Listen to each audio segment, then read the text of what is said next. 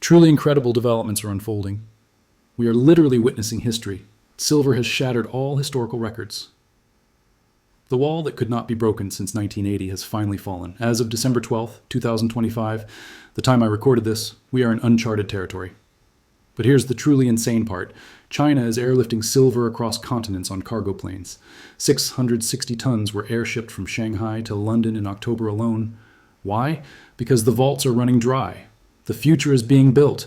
The Fed cut interest rates, which made precious metals even more attractive. Social media is exploding with predictions of $80, $100, and even higher. If you invested $10,000 in silver on January 1st, you would now have $19,000. 100% gain. It is not just beating the stock market, it is crushing gold, which is up only 56%. So the question everyone is asking is this: is this the boy who cried wolf story, or is the wolf finally here? Because I need to tell you something. I have seen this movie 3 times before. Every single time it ended in disaster. Perhaps it will be different now. Who knows? We need to understand exactly what is happening. Because whether you own silver or not, what is currently unfolding in the commodity markets will affect your money in the months ahead. This is not financial advice. This is education. Let's begin. The first collapse, the Hunt brothers' disaster. We can call the beginning of the first collapse the Hunt brothers' disaster. The story begins in the 1970s with 3 brothers from Texas: Nelson Bunker Hunt, William Herbert Hunt, and Lamar Hunt. The economy was a mess. Inflation hit 13.5%. Gas lines, the Iranian Revolution, the Soviet invasion of Afghanistan, chaos everywhere. The Hunt brothers looked at this and decided that paper money was doomed. They said, "We need silver." In 1973, they started buying at $3 per ounce. It seemed reasonable at first, but it turned into something else, an attempt to corner the entire market. By 1979, they controlled over 100 million ounces of silver, roughly 1/3 of the global supply. Look at the audacity. 3 individuals controlled more silver than most governments. Here's what happened. January 1979, silver was $6 per ounce. January 1980, silver hit $50. A 713% increase in just 12 months. Their paper fortune was billions of dollars. Tiffany & Company was so outraged that they took out a full-page advertisement in the New York Times condemning the hoarding. Then, regulators stepped in. COMEX enacted Silver Rule 7, restricting new long positions. But the real crash came on March 27th, 1980, a day that will forever be known as Silver Thursday. The Hunts were using massive leverage to control their positions, borrowed money. When prices started falling, they faced margin calls they could not meet. On March 27th, they failed to meet a $100 million margin call. The market collapsed. In just 4 days, silver crashed over 50%, dropping from $21 to under $11. The Hunt brothers lost $1.7 billion almost overnight. By 1988, they were convicted of market manipulation. They were each fined $10 million. They were banned from commodities trading for life. They declared one of the largest bankruptcies in Texas history. Silver itself crashed 90% from its peak, falling to $4.90 by 1982. The lesson is this: you cannot manipulate markets. No matter how much capital you have, when the scheme unwinds, it unwinds fast. The second collapse, the 2011 speculation bubble. Now you might think, but that was 45 years ago. Surely we must have learned something. We did not. Fast forward, 2011. The world was reeling from the 2008 financial crisis. The Fed was printing trillions in quantitative easing. Inflation fears were rising. The dollar was supposedly collapsing. Silver surged from $30 to $49.45 in just 4 months. This time is different, everyone said. We have real inflation. Then, on May 1st, 2011, it all fell apart.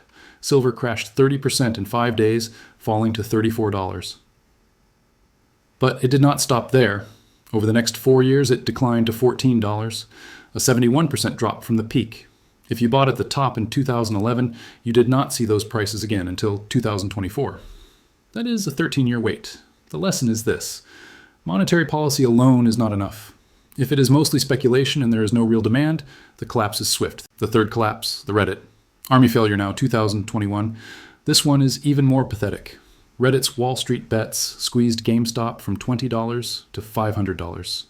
Hedge funds lost billions. David beat Goliath. Emboldened, investors turned to silver. Silver is the next GameStop. Silver squeeze. January 28th, silver was $25.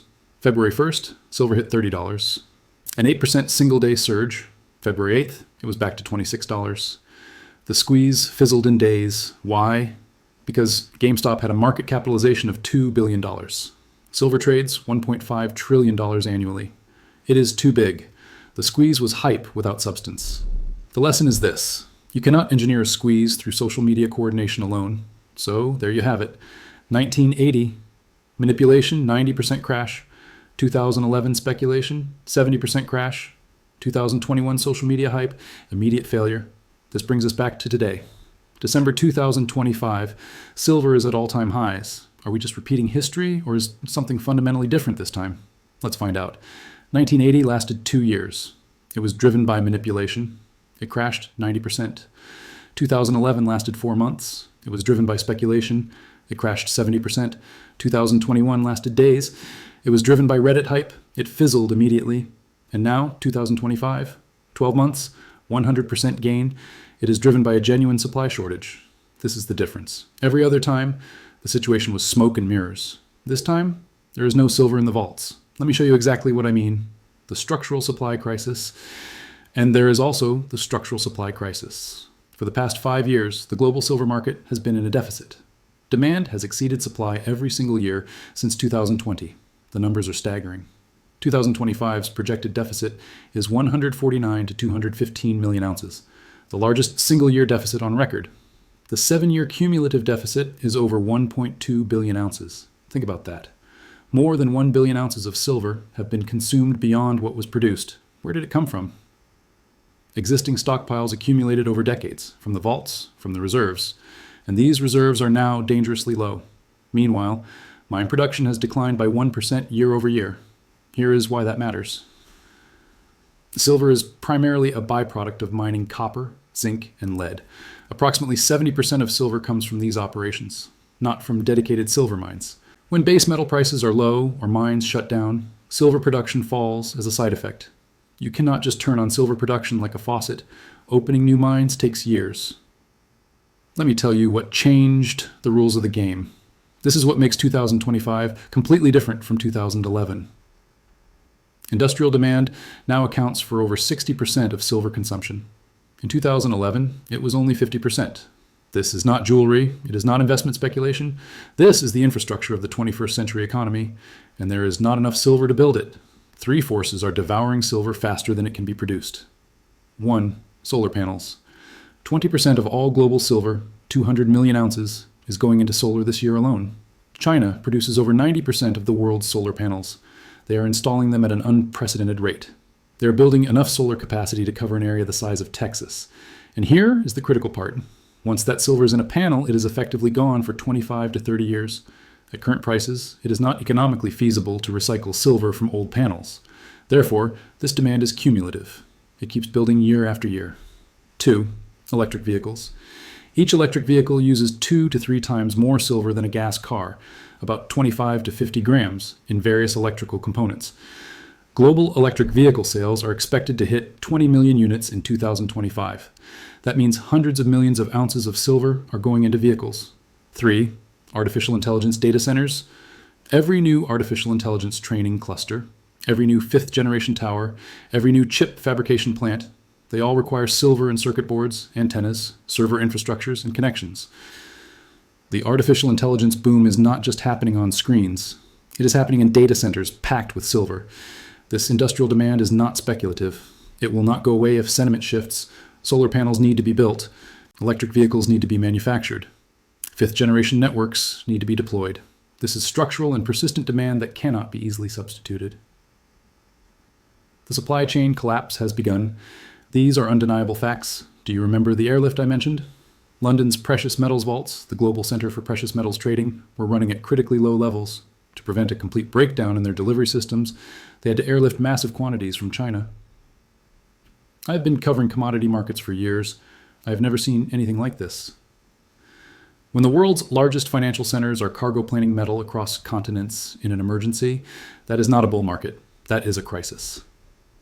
On November 28th, system strains were reported at the CME during silver delivery notices. The market gapped up 5.53% the next day. Shanghai vaults have plummeted to their lowest level since 2015. 29 tons are being withdrawn per week. The silver market is in backwardation, Jerry Yedo repiesada. People are paying more to get silver now than to wait for future delivery. This is acute scarcity. This is panic. Here's the final piece. In 2023 and 2024, several governments, including the United States, designated silver as a critical mineral essential to national security. When governments start treating a commodity as strategically important, that is a fundamental shift. So let me summarize the core distinction between 2025 and all previous rallies. Previous rallies were driven by actions that could be reversed when sentiment shifted or regulators intervened. The 2025 rally is driven by a mathematical reality. Demand exceeds supply, and the deficit is structural. In 1980, 2011, and 2021, smart money was selling into the hype, taking profits from retail enthusiasm. In 2025, smart money is dealing with a procurement problem. Industrial users genuinely need the metal and are competing for limited supply. This is not hype. This is supply and demand. Now, before you think I am telling you to rush out and buy silver, let me pump the brakes hard, because even fundamentally driven rallies can have sharp corrections. Even real supply deficits do not guarantee prices will only go up. Silver is up 100% in 1 year. That is an enormous move. Even if the long-term trajectory is higher, a 15 to 20% pullback from $60 would take us back to $48 to $51.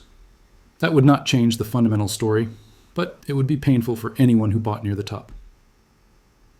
Here are 3 risk scenarios. Let me explain them to you. 1. Recession kills industrial demand. Remember, 60% of silver demand is industrial. If the economy tanks, demand falls faster than supply can adjust. Solar panel installations get delayed as projects lose financing. Electric vehicle sales decline as consumers tighten their belts. 5th-generation rollouts get postponed as companies cut capital expenditures. In a deep recession, industrial demand destruction could overwhelm the supply deficit story. We have seen this before.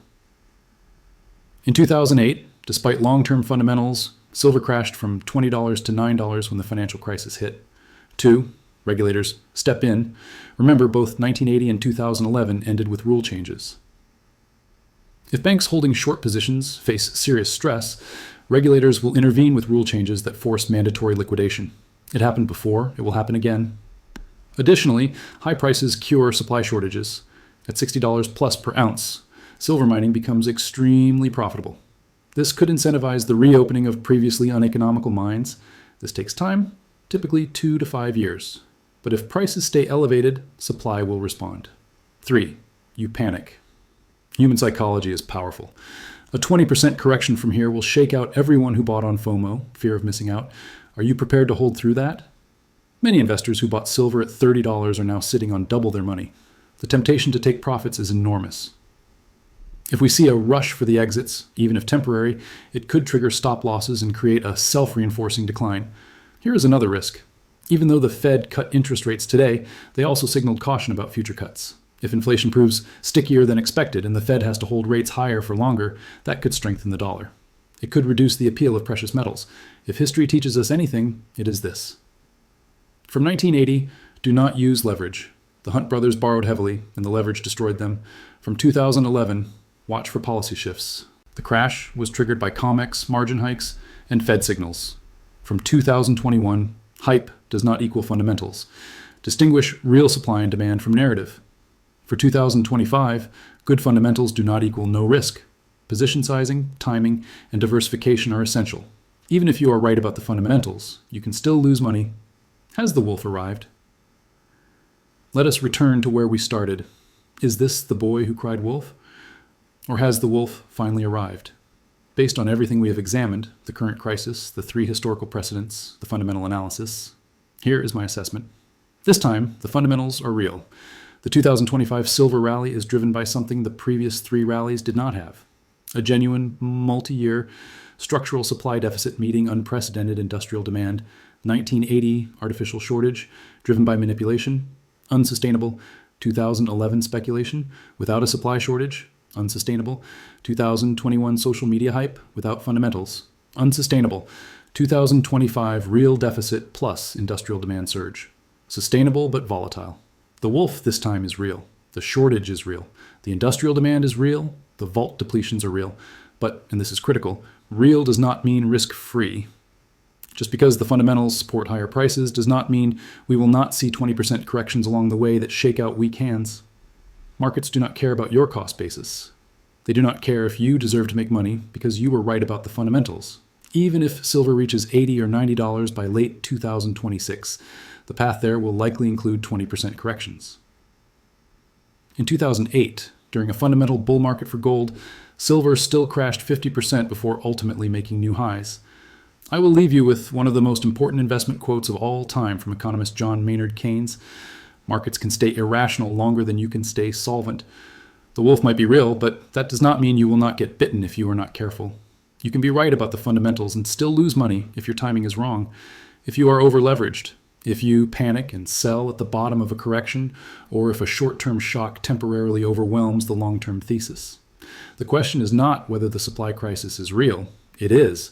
The question is whether you can handle the volatility on the way up. Because if history teaches us anything, it is this. You can be right about where we are going and still lose everything on the journey. The wolf is here. Just do not let him eat you.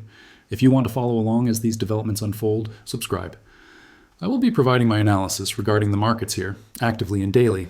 You're also welcome to comment on the current situation, my friends. I am truly curious what you think.